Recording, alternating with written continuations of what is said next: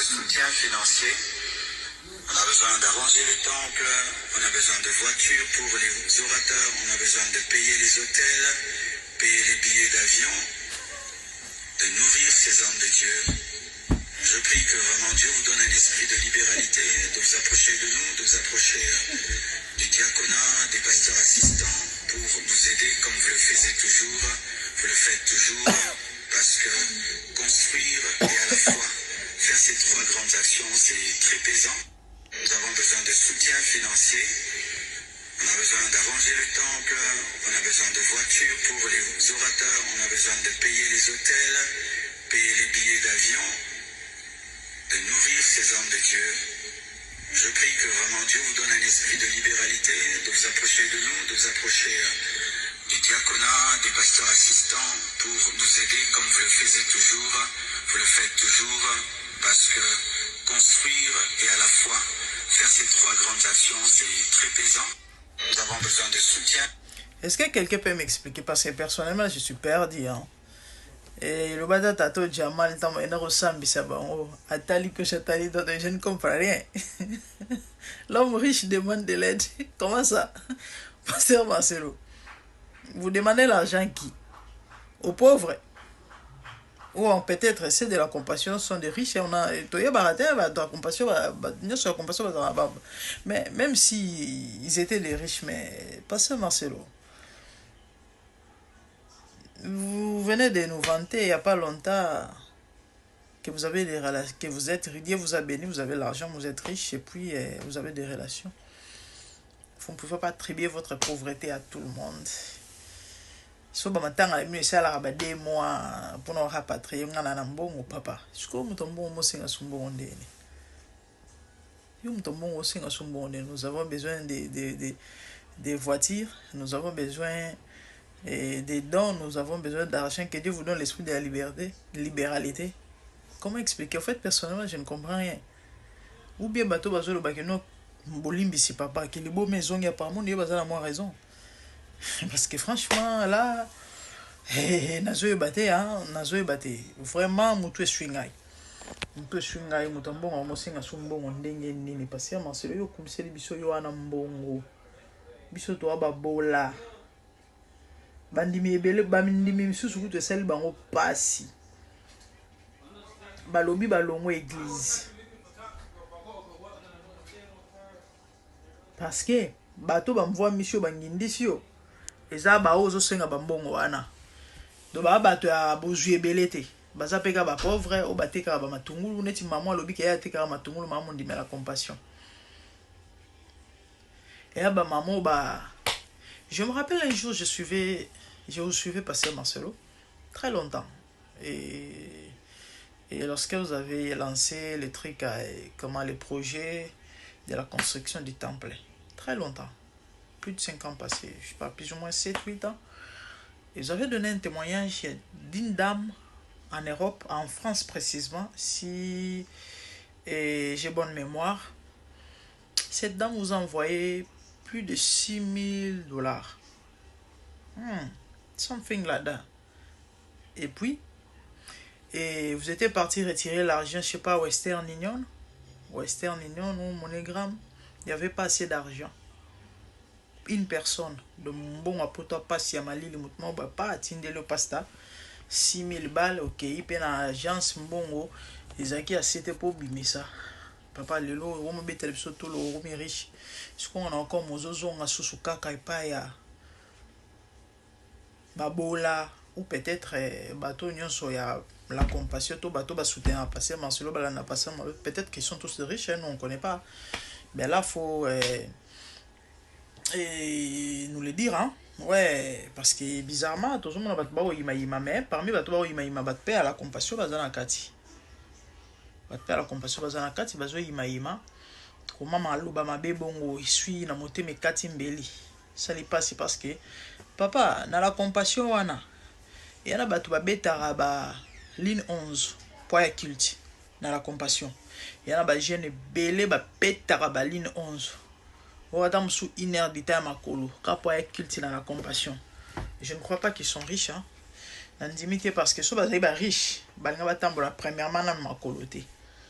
et ata so aza na motuka te alinga azanga mbongo bafuta transportateur ozwa moto to bus etango yo soki ozotelema liboso ya bato papa otraite bato babola ki bato nyonso baa babola te nde bino bozokanisela sikoyo na eglize oyo yo babola mpe baza oyo babetaka bamakolo bamama ota mosusu mpe batekaka makala to badebrouillard mo bakodebrouillard mike mike mo basuki banini soki mapa so eloko nini soki nini baya mpe kaka koyoka liloba wana sikoyo bazoyoka mangala modele wana ya motindo wana bamisu baza na ta mosusu akokotangisa mwana te mpo makoki eza te na la compassion sikoyo tanga yoka mangala na ndenge mwana papa vous êtes sûr ok biso peut-être nous on n'est pas de la compassion toza musika tolandaka na musika bizarrement vous venez auprès de ces mêmes personnes ces mêmes gens ces pauvres là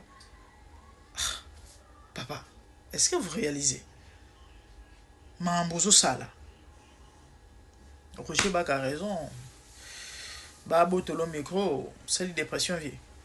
Ah oui, parce que la logique, par rapport à la déclaration, il n'y a même pas une semaine, soit 3 jours à peine. Parce que Marcelo, yo au sein de bon sérieux, on débat. Soit vous avez ma master dans la vidéo, quand c'est cette vidéo, il y a 5 ans passés.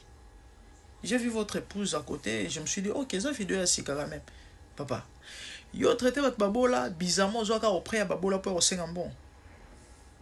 Vous avez besoin d'aide, nous avons besoin de votre argent. Quel argent? Il y a bon babola. Yo mouto riche, yo mouto bozu. Yo ne coup de faux pesa babola au papa. Dans la compassion, les abat ok, bazo likemba na ndinga mukete. Yo ne faux pesa ba mbongo vie. Ne tu ana mbongo ebele. Siko yo mouto mbongo. Yo beti tolo wana mbongo. Ozo osenga ba voiture pour na ba ouvrier. Mais passer Marcelo aller prendre l'argent dans la banque, acheter des voitures pour les ouvriers, encore les serviteurs dans l'église. De l'église, la compassion. Prenez votre argent, vos richesses que vous avez là. Papa, basil samisala ya temple. Normalement, vous devez sortir l'argent de votre poche parce que vous êtes riche. Mais au Sénégal, tout ça, et bandimi là, bazapika bandimi. Kande bobenga bango bandimi bandima apeka nyonso ba bimisa mbongo ngo yao mawaye ai tina niveau pasteur tina niveau yo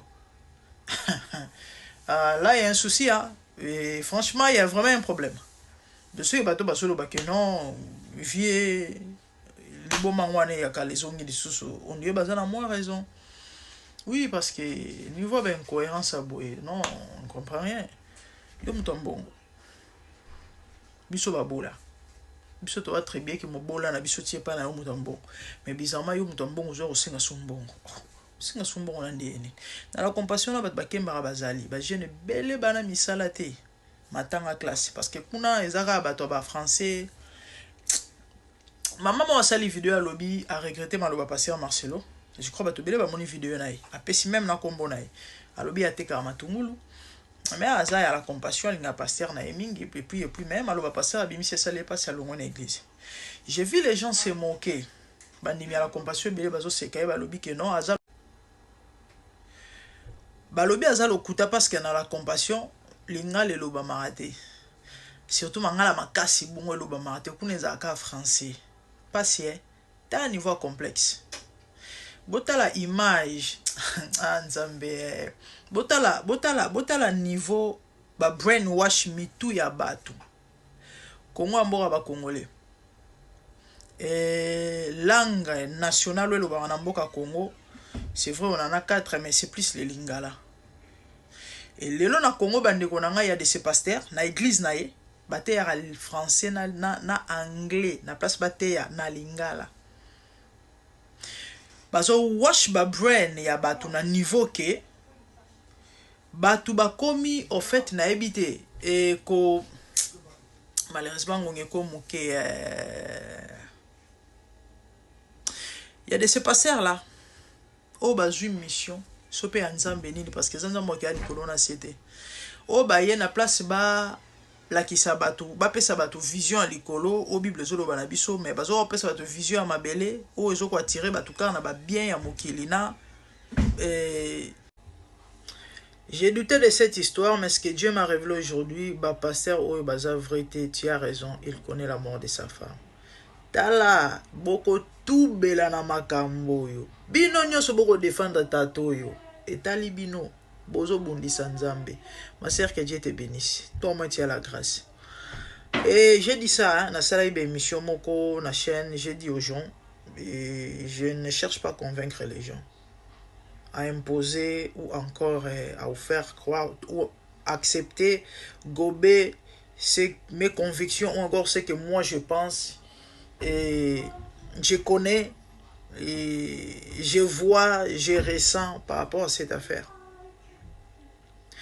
Il s'agit à Mambo Molimo, il s'agit des choses spirituelles. Si réellement vous êtes spirituel, c'est parce que vous ne pouvez pas comprendre et juger, définir les choses spirituelles si vous n'êtes pas spirituel. Si du moins vous êtes spirituel, priez que le Seigneur vous révèle ce qui est caché derrière cette histoire. Si vous êtes charnel, bon, je vous comprends, faites les jugements comme vous voulez, c'est tout à fait normal. Mais si vous êtes spirituel, la révélation est personnelle. Peut-être que tu n'as pas eu la chance ou la grâce de voir et le Seigneur ne t'a pas révélé. Dieu ne t'a rien dit. C'est tout à fait normal, tu ne vas pas tout accepter et quand même. Mais sinon, ne rejette pas non plus tout en bloc. De même que la Bible nous dit par rapport à la prophétie de ne pas tout gober. Mais elle nous dit de ne pas aussi tout rejeter, mais plutôt de discerner. Ici, la sœur témoigne qu'elle doutait de tout ce que les gens disaient. Mais le Seigneur l'a révélé des choses. Elle a eu peur et a conclu que tous ces pasteurs ne sont pas vrais. Moi, je vous ai dit, au Congo, sur 100% des noms, des grands noms, des grands pasteurs. Parce que grand, pour nous, c'est celui qui a un nom, celui qui est connu, celui qui a l'argent, celui qui a des millions, je ne sais pas, des membres. Tous ces grands-là, tous ces noms-là, sur 100%, 99,9999 sont faux. Croyez-moi, c'est ça.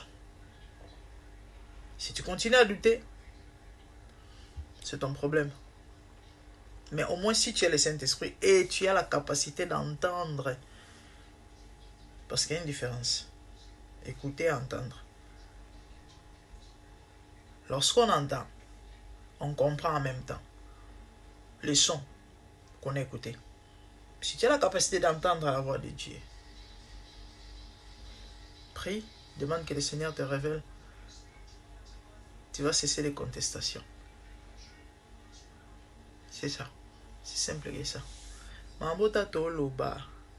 Pas de juger de tout, mais si vous plus loin, au finga. Problème te. Beaucoup tout bela. Moko. Na pesa ibino témoignage à frère Moko. Na loba qui on a vidéo mon na sala qui en français. Voilà, je vais profiter na loba on a lingala. Ndeko mo mobali semaine passée. A commis lingai. Abi singai mama nalandaka yo. Mais sauf que nga nazalaka d'accord te na babiloko ya ko dénoncer o mosala nzambe wazana kisi o passer bo aza d'Aubert o passer bo ibaka o boye ngai biloko wana ekota te parce que nga mona mosala nzambe. Pour moi, ba accusation est fragilise la foi ya bato pe corps du Christ. Quelque part il a raison. Mais sinon, la réalité, parce que ezali. Alors, alobi, nga na banda ko soutenir mosala nzambe. Tango bali, semaine passée à Epsingai.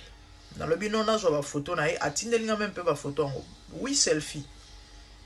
Abi na zu ba photo na page na ye parce que na za abonné na page na ye. Ni kongo za kisasa.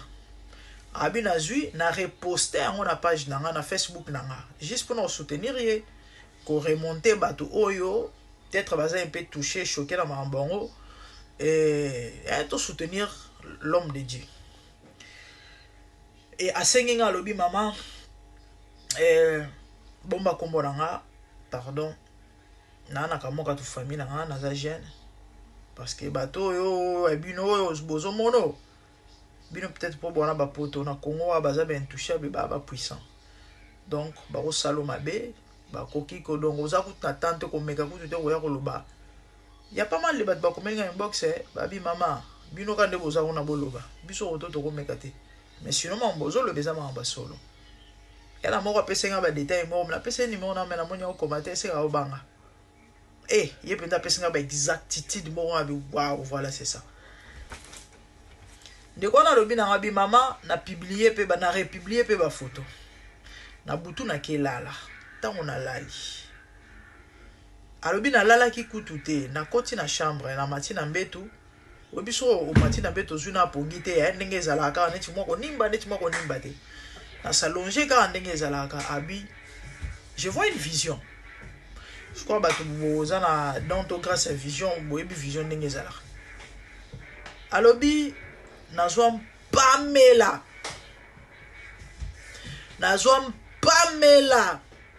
Nzamba oloba na ngai, comment tu peux soutenir la personne que moi j'ai rejetée? Comment tu peux publier les photos de la personne qui m'a donné les dos? Abi, ce monsieur me servait. Mais les lois tikangai. Je vais l'exposer et l'humilier. Wana Nzamba oloba. Tant on a vu tout ce que vous êtes en train de voir là, c'est pas un homme, c'est Dieu lui-même. Vous finira non? Vous en dimate. Babuna na Nzambe te. Tala so ba teti bana mokile. Nzamba teti goleke. Nzamba suki sa pharaon. Tala babuna na Nzambe te. Bon moi nous pepo et le rodé. Sora mon sel Nzamba continue ko endurcir motema. Aboko zonga sima. Aboko fléchir devant Nzambe. Bon ni obomono et le rodé. Par rapport aux et après. Boyo kele mawa. Babuna na Nzambe te. Et c'est Dieu lui-même. Ezate ke o complot moroto. Ya on a lobaki na bakonza Congo Bino nyonso boana pouvoir. Ya okota mamba blanche. E boboko kota ngo parce que boza bino na bino de moi bo trahir ezate. Problème te. Nzamba o se défendre e moko. Nzamba o bunda e moko. Mais bino boza la impunité. Boza l'épargner te na châtiment ya Nzambe. Dieu va vous punir sévèrement. Bakonzi tout na Congo oyo. Boza na pouvoir ya kota dossier maramba blanche. Et que boza la ngote. Nzamba kotuna bino. Bozo ba compte na bino na makambo yo. C'était ça le message que Dieu m'a donné. Bozo ba compte na bino na makambo. Na qui paraîtrait procureur ya Kinshasa assemblée na compassion. Ils ont problème te. Mais ils ont plus forte que Nzambe. Ce qui moi kota mambo ezate parce que c'est ton pasteur. Malamu. Mais ba que Nzamba likola pasteur. Malamu banga Nzambe que obanga pasteur na yo. C'est ça parce que muto établir pasteur na yo Nzambe. C'est ça. Donc mambo bande konanga na yebisa ba tu bino bo cha zolo. Sans toutefois boy ba mutu na makolo. Bozo le bilobela boya ko défendre l'indéfendable. Boye ba ke bobunda na Nzambe. Boye ba ke bo cha musapi na zolo Nzambe. Et olumbela bino. Ah, olumbela bino. C'est ça. Tanto lo ba. Bat ba mona biso kaka. Ba TikTokers oyo. Ba ko luka ba vie. Ba YouTubers oyo, ceux qui YouTubers, ceux qui blogueurs, ceux qui nini. Malamu. Mais sachez que Nzambe pour biki sabato. Akole kana inanzela n'importe qui. Même il y a n'importe quoi si je peux dire. Boka témoignage à Moutali Boma. Bato belé ba ebi témoignage. Il y a frère moko assemblé dans l'église oyo.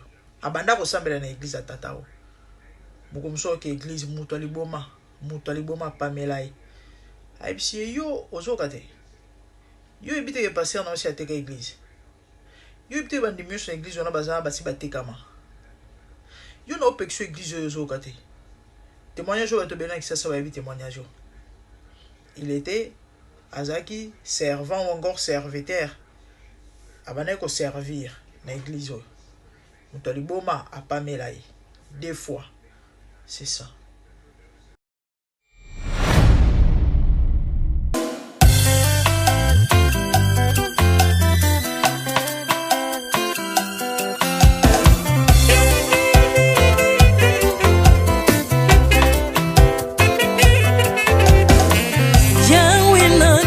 na mokili oyo namoni te, natangi na histoire ya monde namoni te, naluki nayemba peut-être oser pour passer Seigneur, je n'ai pas pris non plus entendu parler.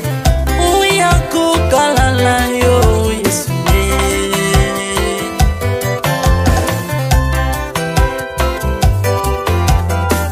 Même dans le domaine ya sorcellerie nationale, atana oyo ya international, papa na yo kisangwa banzamba mokilo yo, mokota kufa se kwa lokola yo Yesu. Nanya voyage lokola yo, nanya wakoka nino ya wanzambe, unima somo ya ekusu konanga, okufose kwa kwe uzali nzambe Yesu. Nzambe moneno kitanase, olata nzoto po yo bikisanga, okitanase pozwe sikananga, ofuta nyongo na nzambe nanga Yesu. Ozali nzambe onkote ya okani na yo, ozali nzambe obongwani te Yesu, Yesu. Ozali nzambe onkote ya okani na yo, ozali nzambe obongwani te Yesu, Yesu.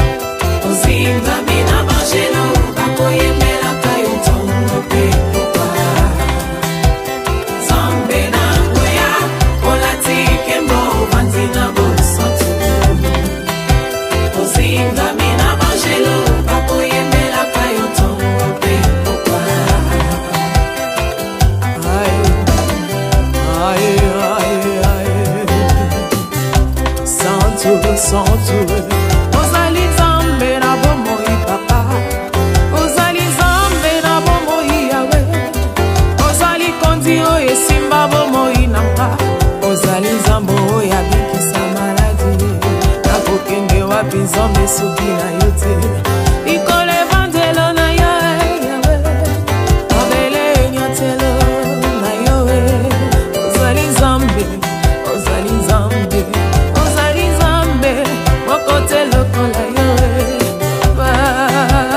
Nzambe na ngoya olatike mo bandi na bosantu, ozinga bina bangelo bakoyemelaka yo ntongo mpe pokwa.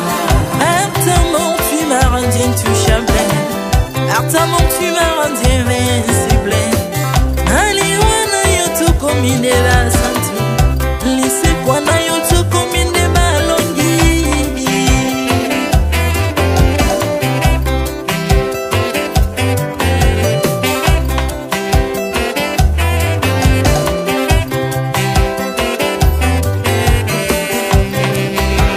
Nzambe na ngoya olatike mo bandi na bosantu, ozinga bina bangelo bakoyemelaka yo ntongo mpe pokwa.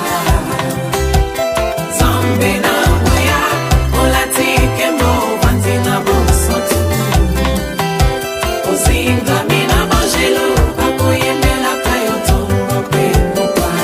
Autrefois ngai nazalaki binzo, ndoki akolianga lolinga lingi, mais par son son se métamorphosé, osimbi mosambwe maladi na miso, olingo bebi naza toxike grâce à lui.